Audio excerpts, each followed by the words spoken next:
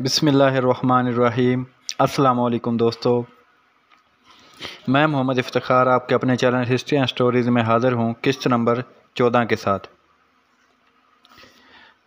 وہ ابھی حضرت عمر فاروق کا دور حکومت قسط نمبر 14 کے ساتھ حاضر ہیں۔ حضرت حبان بن تمیم ثقفی کہتے ہیں کہ حضرت رافع بن عبداللہ سہمی کی فوج میں بھی شامل تھا۔ ہم نے شہر بعلبک سے باہر اون کے بنے ہوئے خیمے نصب کر کے انہیں میخوں سے خوب مضبوط کر رکھا تھا۔ ہمارا کوئی آدمی شہر میں بلا ضرورت خرید و فروخت کے لیے نہیں جاتا تھا۔ ہم روم کے ساحلوں کو تاخت و تاراج کرتے اور ان دیہات پر جو ہماری صلح میں داخل نہیں تھے اکثر چھاپے مارتے رہتے تھے۔ ہمارے سردار حضرت رافع 100 آدمیوں کے لیے ایک نشان بنا کر روانہ کر دیتے تھے۔ وہ 100 آدمی جایا کرتے تھے تو اسی طرح دوسرے 100 آدمیوں کو روانہ فرما دیا کرتے تھے۔ گویا ہمارے آپس میں سواروں کی بازی اور نمبر مقرر تھا۔ جس وقت ہم کسی سریا میں جایا کرتے تو مال غنیمت بعلبک روانہ کر دیتے تھے۔ اہل بعلبک نے چونکہ ہماری لین دین اور خرید و فروخت سے خوب نفع حاصل کیا، اس لیے وہ بہت خوش ہوئے۔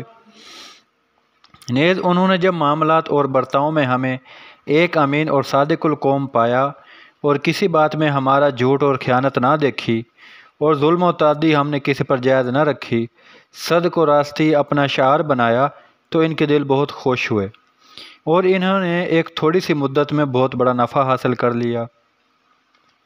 ہر بیس ہم سے ان کی تجارت کا یہ فروغ دیکھ کر شہر کے ایک کنیسہ میں انہیں جمع کیا اور کہا کہ اے تجارت پیشہ اصحاب، آپ جانتے ہیں کہ میں نے آپ لوگوں کے کاموں میں کتنی کوششیں کی ہیں۔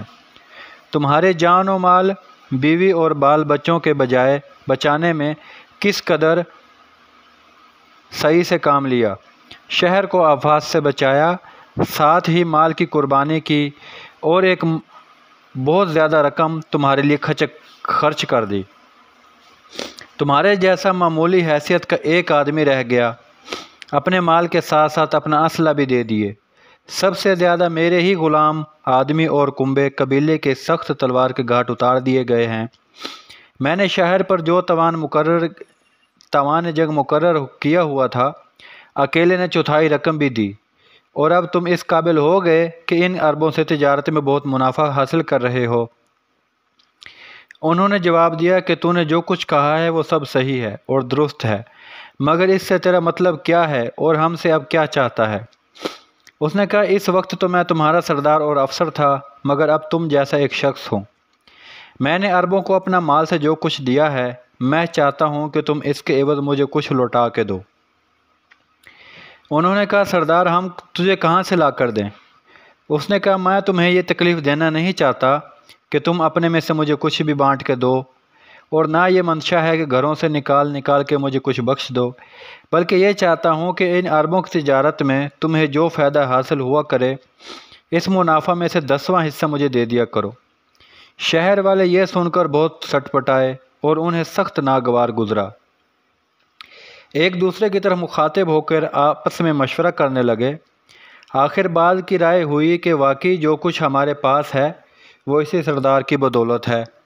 اس نے صلح میں بہت زیادہ کوشش کی تھی اور حتی المقدور ہماری حمایت کرنے میں اس نے بہت دقیقہ فروغ گذاشت نہیں کیا تھا۔ نیز ہم قوم ہونے کے ساتھ ساتھ بادشاہ کے مقربین میں سے بھی ہیں۔ یہ کہہ کر انہوں نے اسے مخاطب کر کے کہا کہ ہم تیرے مطالبہ کو قبول کرتے ہیں، منافع کا 10واں حصہ ہم تجھے دے دیا کریں گے۔ چنانچہ اس نے ایک عامل اپنی طرف سے ان کے اوپر مقرر کر دیا جو روزانہ منافع کا عشر ان سے وصول کر کے انہیں دے دیا کرتا تھا۔ 40 روز تک اس کا یہ عامل برابر وصول کرتا رہا۔ اسی اثناء میں ہر بیس کے پاس اس عشر کی بدولت ایک بہت بڑی رقم جمع ہو گئی، اور اس نے یہ خیال کیا کہ اس وقت تجارت کے اندر جس قدر نفع اہل بعلبک کا ہے، اتنا انہیں اس سے پہلے کبھی نہیں ہوا تھا۔ یہ سوچ کر اس نے پھر باشندگان شہر کو اسی کنیسہ میں جمع کیا اور کہا، یا قوم، میں نے جس قدر مال صلح کی بابت خرچ کیا وہ تمہیں بخوبی معلوم ہے۔ تجارت کے منافع کا عشر جو تم مجھے دے رہے ہو وہ مجھے کافی نہیں، البتہ منافع کا چوتھائی مجھے دینے لگو تو مجھے امید ہے کہ جتنی رقم میں نے خرچ کی تھی وہ جلدی سے ہٹ کر میرے پاس آ جائے اور میں بھی ایک تمہارے جیسا فرد شمار ہونے لگوں۔ قوم نے یہ سن کر انکار کر دیا۔ آہو وویلا کی آوازیں بلند کی اور تلواریں سونت سور کر مقابلے کے لیے تیار ہو گئے۔ بہت سے آدمی اس کے غلاموں کی طرف بڑھے اور انہیں ٹکڑے ٹکڑے کر کے رکھ دیا۔ شور و فریاد کی آوازیں جب زیادہ بلند ہوئی تو شہر سے باہر مسلمانوں تک جانے لگیں۔ مسلمان چونکہ اس واقعے سے خالی و ذہن تھے، آوازیں سن کر گھبرا گئے اور جمع ہو کر اپنے سردار حضرت رافع بن عبداللہ سہمی کی خدمت میں حاضر ہو کر عرض کرنے لگے کہ شہر کے اندر سے آوازیں اور چیخ و پکار آپ نے بھی سنی ہیں۔ انہوں نے فرمایا، ہاں میں بھی سن رہا ہوں، مگر کیا کر سکتا ہوں؟ ہمیں شہر کے اندر جانے کی اجازت نہیں۔ معاہدہ ہی ہمارے اس کے مبین اسی بات پر ہے اور ہم زیادہ حقدار ہیں کہ باری تعالیٰ جل جلالہ کے وعدہ کے ایفا کریں۔ اللہ تبارک و تعالیٰ فرماتا ہے، جو شخص اس عہد کو جو اللہ تبارک تعالیٰ نے اس پر مقرر کیا ہے پورا کرے گا تو اللہ تعالیٰ اسے بہت جلد اجر عظیم دیں گے۔ ہاں اگر وہ شہر سے باہر نکل کر ہمیں معاملے کی نوعیت سے مطلع کر دیں اور ہم اس کے معاملے میں غور و فکر کر کے ان کی آپس میں صلح و اتحاد کرا دیں گے۔ واقدی رحمۃ اللہ علیہ کہتے ہیں کہ ہم نے ابھی اپنا جملہ پورا بھی نہیں کیا تھا کہ شہر کے لوگ دوڑ دوڑ کے آپ کے پاس آنا شروع ہوئے۔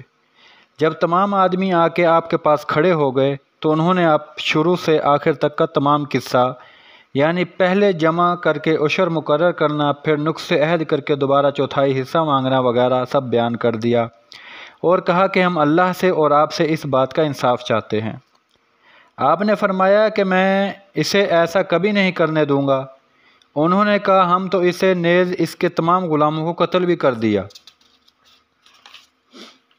مسلمانوں کو یہ سن کر سخت ناگوار گزرا۔ آپ نے فرمایا، پھر اب کیا چاہتے ہو؟ انہوں نے کہا کہ آپ تشریف شہر میں لے چلیں، اب ہم اپنی اس شرط کو یعنی عدم خول شہر آپ سے واپس لے لیتے ہیں۔ آپ نے فرمایا کہ میں بغیر اجازت اپنے سردار حضرت ابو عبیدہ بن جراح کے شہر میں داخل نہیں ہو سکتا۔ ہاں میں ان کی خدمت میں یہ واقعہ لکھ کر روانہ کرتا ہوں، اگر انہوں نے حکم دیا تو میں اور میرے تمام ساتھی اس بات کے مجاز ہوں گے کہ وہ شہر میں داخل ہو سکیں۔ اس کے بعد آپ نے تمام واقعہ قلعہ بند کر کے جناب حضرت ابو عبیدہ بن جراح کی خدمت اقدس میں روانہ کر دیا۔ وہاں سے حکم آیا کہ شہر والے جب تمہیں خود شہر میں داخل ہونے کی دعوت اور اجازت دے دیتے ہیں تو تم شہر میں داخل ہو جاؤ۔ چنانچہ اپنے ساتھیوں اور مال و اسباب کے ساتھ شہر میں داخل ہو گئے۔ واقدی رحمۃ اللہ علیہ کہتے ہیں کہ بسلسلہ روایت حضرت عبد الرحمن بن مسلم ربیع سے جو فتوحات شام میں اول سے آخر تک رہے ہیں، روایت کرتے ہیں کہ باری تعالیٰ جل جلالہ نے جس وقت مسلمانوں کے ہاتھ سے بائلبک فتح کرا دیا تو حضرت ابو عبیدہ بن جراح حمص کی طرف متوجہ ہوئے۔ راستے میں جوسیہ کے قریب آپ سے ہدایتاً تحائف، گھوڑے اور اسلحہ لیے ہوئے جوسیہ ملاقی ہوا، جس نے تجدید صلح کی درخواست کی۔ آپ نے صلح کی تصدیق فرما کے یہاں سے بھی کوچ کر دیا۔ جس وقت آپ نواح حمص میں موضع زرع کے قریب پہنچے تو آپ نے میسرہ بن مسروق ابسی کو ایک سیاہ نشان دے کر، جس کا پرچم سفید تھا، 5000 سواروں کی سرکردگی میں بطور ہر اول کے اپنے آگے روانہ کر دیا۔ جس وقت یہ حمص پہنچے تو حضرت خالد بن ولید ان کی ملاقات کے لیے نکلے اور استقبال کے بعد انہیں نیز ان کے تمام ساتھیوں کو سلام کیا۔ میسرہ بن مسروق ابسی کے بعد حضرت ابو عبیدہ بن جراح نے حضرت زرار بن ازور کو 5000 سوار دے کر روانہ کر دیا۔ ان کے پیچھے پیچھے پھر آپ نے حضرت عمرو بن مادک کرب کو 5000 سوار پر افسر بنا کر چلتا کیا۔ اس کے بعد خود باقی ماندہ تمام فوج لے کر روانہ ہوئے۔ جس وقت آپ حمص کے قریب پہنچے تو آپ نے درگاہ رب العباد میں یہ التجا کی، جس کا ترجمہ یوں ہے، باری الہ اس شہر کے فتح کا دروازہ ہم پر بہت جلد کھول دینا اور جو اس میں مشرکین ہیں انہیں ذلیل و خوار کرنا۔ تمام مسلمانوں نے آپ کا استقبال کیا۔ آپ اور آپ کے تمام ساتھیوں کو سلام اور دعا کے ساتھ حمص میں جگہ دی گئی۔ آپ نہر کلوب پر تشریف فرما ہوئے توقف فرمانے کے بعد آپ نے اہل حمص کے نام خط لکھا، جس میں کچھ یوں لکھا تھا: اللہ سبحانہ تعالیٰ نے تمہارے اکثر ممالک کو ہمارے ہاتھ سے فتح کرا دیا ہے۔ اس شہر کی بڑائی، کثرت آبادی، مضبوطی، کھانے پینے کے افراد، آدمیوں کی کثرت اور تمہارے بڑے ڈیل و ڈول کے جسم تمہیں کہیں دھوکے میں نہ ڈال دیں۔ لڑائی کے وقت تمہارے اس شہر کی مثال ایسی ہے جیسے کہ وسط لشکر میں ہم نے ایک پتھر پر ایک دیگ رکھ کر اس میں گوشت ڈال دیا ہو، اور تمام لشکر اس کے گرد گرد اس لیے جمع ہو گیا ہے کہ اب پک چکے تو ہم کھانا شروع کر دیں۔ اسی جلدی کے سبب کوئی مصالحہ لایا ہے، کوئی آگ کسی نے جلدی جلدی بکری کی ران اور شانہ بنا کر اس میں ڈال دیا ہے۔ ایسی صورت میں تم ہی خود سمجھ سکتے ہو کہ وہ کتنی جلدی پک کر تیار ہو جائے گی۔ میں تمہیں ایسے دین کی طرف بلاتا ہوں جسے ہمارے رب العزت نے ہمارے لیے پسند فرمایا ہے، اور ایسی شریعت کی طرف تمہیں دعوت دیتا ہوں جسے ہمارے نبی کریم محمد صلی اللہ علیہ وآلہ وسلم ہمارے پاس لائے۔ ہم نے اسے سنا اور اطاعت کی۔ اگر تم اسے قبول کرو، جو کچھ ہمارے لیے ہے وہ تمہارے واسطے بھی ہوگا، اور جو ہم پر مقرر ہے وہ تم پہ بھی ہو جائے گا۔ اور ہم چند ایسے آدمیوں کو جو تمہیں اس کے احکام کی تعلیم دیں گے تمہارے پاس چھوڑ کر یہاں سے پہلے کی طرح چلے جائیں گے، لیکن اگر تم اسلام لانے سے انکار کرو گے تو پھر جزیہ دینے کا اقرار کرنا پڑے گا، اور اگر اس سے بھی روگردانی کی جائے گی تو پھر تمہیں لڑائی کے لیے تیار ہو جانا چاہیے، تاکہ اللہ تبارک و تعالیٰ تمہارے اور ہمارے مابین فیصلہ کر دیں، اور وہ سب سے اچھا فیصلہ کرنے والے ہیں۔ اس خط کو آپ نے ملفوف کر کے ایک معاہدی جو عربی اور رومی دونوں زبانوں پر حاوی تھا سپرد کیا، اور فرمایا کہ اہل حمص کو میرا یہ خط پہنچا کر اس کا جواب لے آ۔ یہ شخص اسے لے کر روانہ ہوا۔ جس وقت یہ دیوار شہر پناہ کے قریب پہنچا تو اہل حمص نے اس پر تیر چلانے کا ارادہ کیا، مگر اس نے رومی زبان میں ان سے کہا کہ میں ایک معاہدی شخص ہوں، میرے پاس ان عربوں کا ایک خط ہے۔ یہ سن کر انہوں نے ادھر سے ایک رسی لٹکا دی۔ اس نے جس وقت اس سے کمر میں باندھ لیا تو انہوں نے اسے اوپر کھینچ لیا اور اپنے سردار کے پاس لے گئے۔ معاہدی نے اسے سجدہ کیا اور وہ خط دے کر علیحدہ کھڑا ہو گیا۔ سردار نے اس سے دریافت کیا کہ کیا تو اپنے دین سے منحرف ہو کر ان کے دین میں چلا گیا؟ اس نے کہا میں نے اپنا مذہب ہرگز نہیں بدلا، البتہ میں اور میری اولاد ماں و مال و منال ان کی ذمہ داری اور پناہ میں ضرور چلی گئی ہے، اور ہم اس قوم کی طرف سے سوائے نیکی اور بھلائی کے دوسری چیز کا منہ نہیں دیکھتے۔ میری رائے میں تمہارے لیے بھی بہتر یہی ہے اور مصلحت یہی ہے کہ ان سے لڑائی مول لے کر خواہ مخواہ نہ الجھو۔ یہ قوم بڑی سخت اور نہایت بہادر ہے، موت سے ڈرنا تک نہیں جانتی۔ ان کے نبی اور ان کے پاس جو کچھ لائے انہوں نے جو کچھ ان سے فرما دیا اس پر دل و جان کے عامل ہیں، اور اس سے سرم و تجاوز کرنا نہیں جانتے۔ ان کے نبی اور ان کے پاس جو کچھ لائے انہوں نے اسے دل و جان سے مانا ہے۔ ان کے نزدیک مر جانا زندگی سے کہیں بہتر ہے۔ اس قوم نے اپنے دین کی قسم کھائی ہے کہ جب تک اس شہر کو اس کے باشندے ہمارے سپرد نہ کر دیں یا اللہ تبارک و تعالیٰ اسے ہمارے ہاتھ سے فتح نہ کرنے دیں گے، اس وقت تک ہم اس شہر سے قدم پیچھے نہیں ہٹائیں گے۔ مجھے اپنے دین اور مسیح علیہ السلام کی قسم، مجھے اس قوم سے تمہاری زیادہ محبت ہے، اور ان کے مقابلے میں تم زیادہ محبوب اور عزیز ہو۔ میں ان کے مقابلہ میں تمہاری اعانت کرنا اپنا فرض سمجھتا ہوں، مگر مجھے اس بات کا خوف ہے کہ ان کی سخت پنجہ میں کہیں تم پھنس نہ جاؤ اور ان کے ستوت و جلال کی چکی تمہیں پیس کے نہ رکھ دے۔ اگر تم نے ان سے صلح کر لی تو صحیح و سلامت اور محفوظ رہو گے، اگر مخالفت کی تو یاد رکھو ندامت اٹھاؤ گے۔ واقدی رحمۃ اللہ علیہ فرماتے ہیں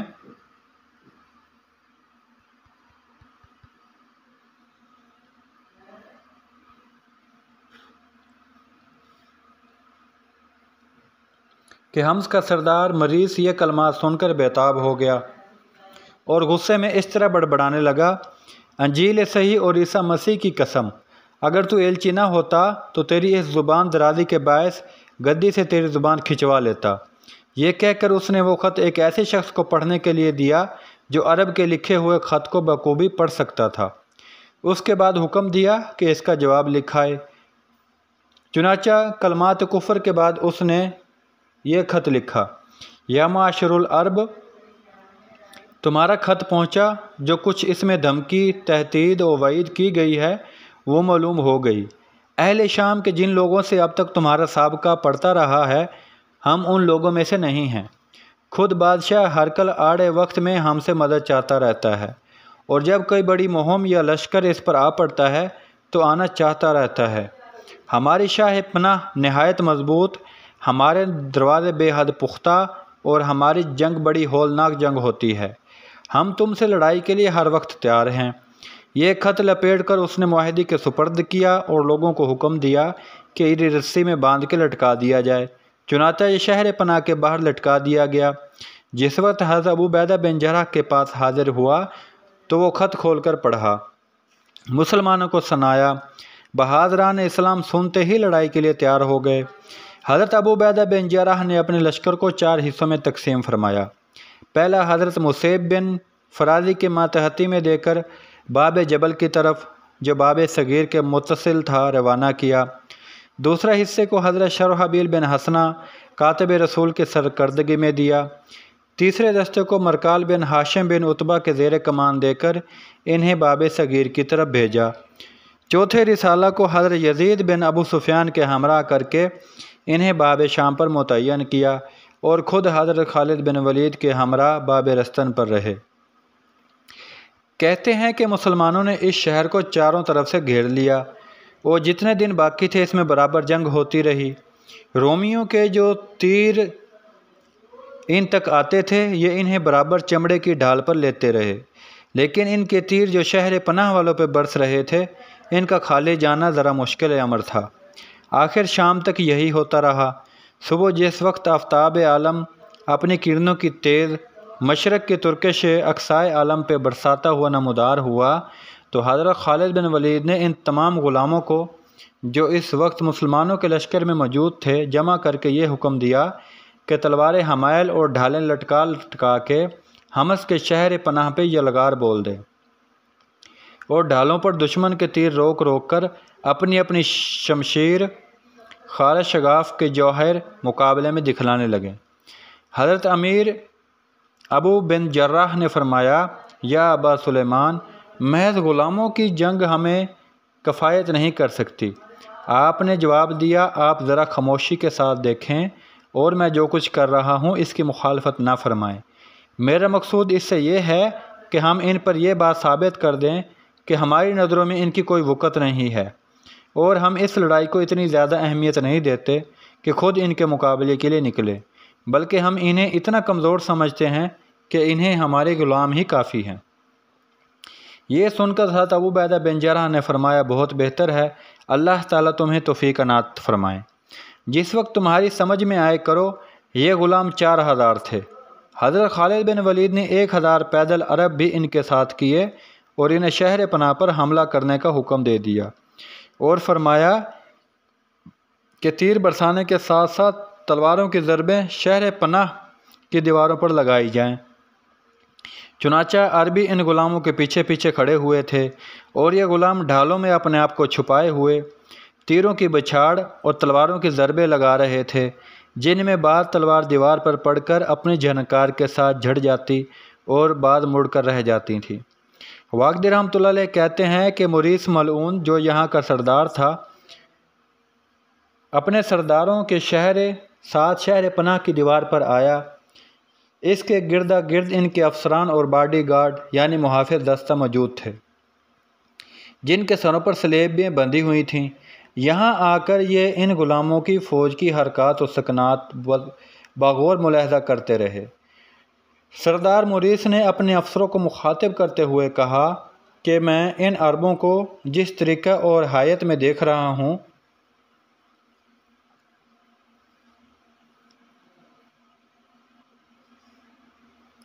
کہ تمام کے تمام سیاہ فام ہیں، ایسا خیال نہیں کرتا تھا کہ ان کے مصاحبوں نے، جنہوں نے عربوں کو اجنادین میں دیکھا تھا، وہ وہاں سے بھاگ کر یہاں آ گئے تھے۔ اس سے کہا یہ عربی گروہ نہیں ہے بلکہ عربوں کے غلام ہیں۔ لڑائی کا مکر و فریب اور ان کی جنگ کی چلاکیوں میں سے یہ بھی ایک چلاکی اور ہنر ہے جس سے انہیں ہم پر یہ ثابت کرنا مقصود ہے کہ ہمارے نزدیک تمہاری کچھ قدر و قیمت اتنی بھی حقیقت نہیں ہے کہ ہم خود تمہارے مقابلے میں جنگ کے لیے نکلیں، بلکہ ہمارے غلام ہی کافی ہیں۔ اس نے کہا، مسیح علیہ السلام کی قسم، یہ تو عربوں سے بھی زیادہ سخت اور بے سرے معلوم ہوتے ہیں۔ یہ تم خود یاد رکھو کہ ہماری شہر کی دیوار پناہ سے آ کر وہی شخص ٹکر کھاتا ہے اور اسے ہی اس در و دیوار کی پتھروں سے کھیلتا ہے جو ان کی کچھ حقیقت نہیں سمجھتا، اور جس کے دور سے ہی فتح و نصرت قدم چومنے کے لیے تیار اور منتظر رہتی ہے۔ دوستو 14 نمبر قسط کا یہیں اینڈ ہوتا ہے۔ انشاءاللہ 15 نمبر قسط کے ساتھ جلد حاضر ہوں گے۔ دوستو ویڈیو ضرور دیکھیں، کمنٹ باکس میں کمنٹ ضرور کیجیے اور ویڈیو کو شیئر ضرور کیجیے گا۔ شکریہ۔